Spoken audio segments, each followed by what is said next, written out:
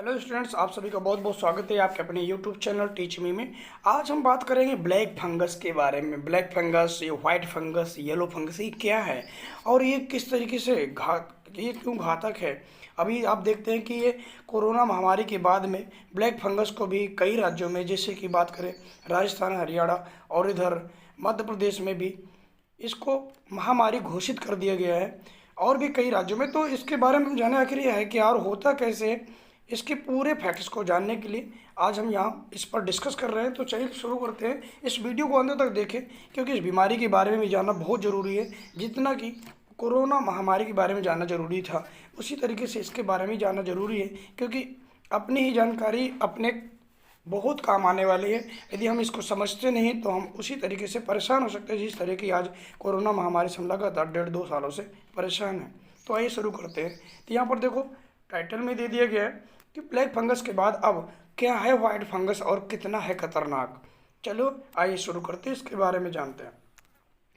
ये पहला टॉपिक है, क्या है सफ़ेद फंगस यानी वाइट फंगस। ये पूरे देश में महामारी की तरह फैल रहे ब्लैक फंगस के बाद अब वाइट यानी सफ़ेद फंगस ने लोगों की चिंता बढ़ा दी है। वाइट फंगस को ब्लैक फंगस से ज़्यादा खतरनाक बताया जा रहा है। विशेषज्ञों की माने तो फंगल का ये नया संक्रमण ब्लैक फंगस से बहुत ज़्यादा खतरनाक है। वाइट फंगस केवल एक अंग नहीं बल्कि मरीज के फेफड़ों और ब्रेन से लेकर हर अंग पर असर डालता है। विशेषज्ञ मानते हैं कि यह फंगल रक्त के जरिए होते हुए शरीर के हर अंग को प्रभावित करता है। नाखून, स्किन, पेट, किडनी, ब्रेन, प्राइवेट पार्ट और मुख के साथ फेफड़े भी वाइट फंगस से संक्रमित से हो सकते हैं।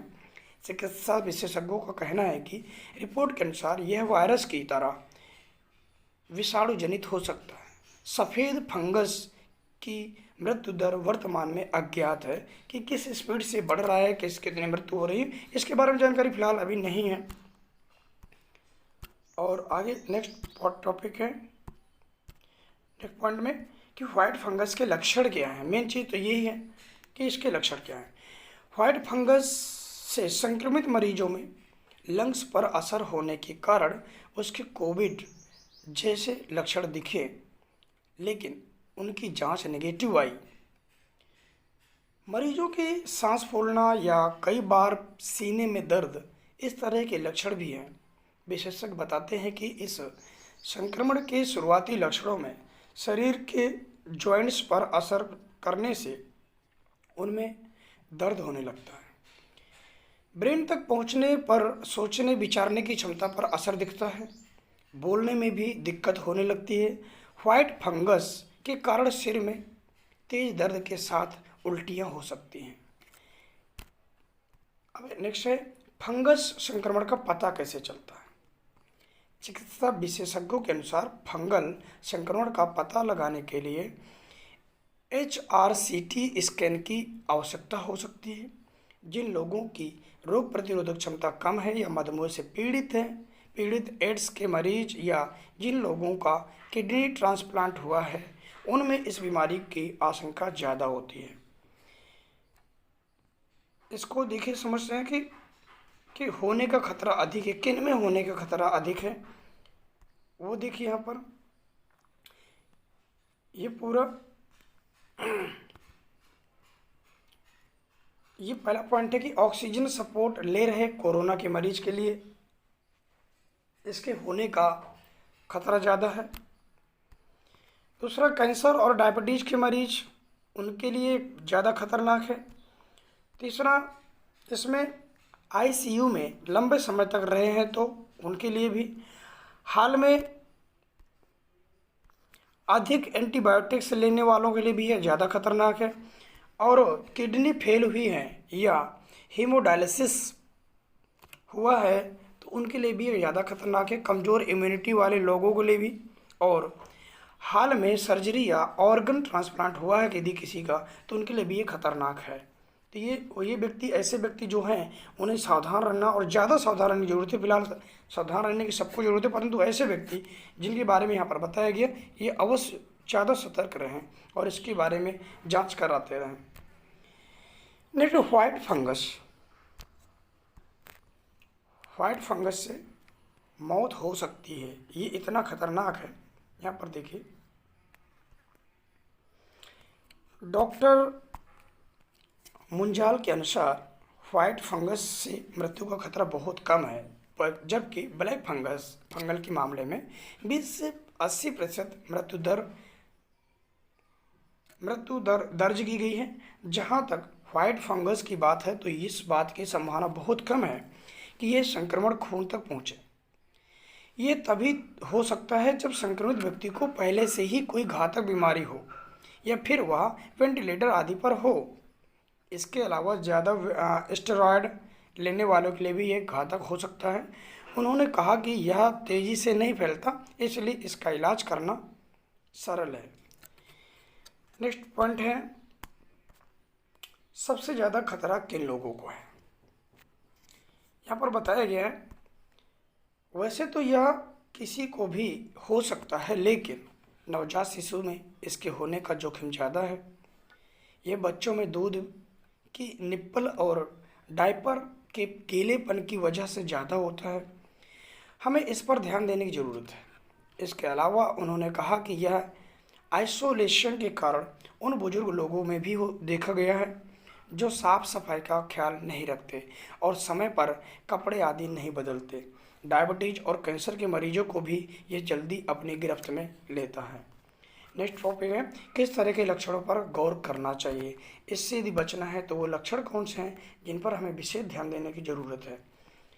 तो इसमें है कि यह फंगस तंग और नम जगहों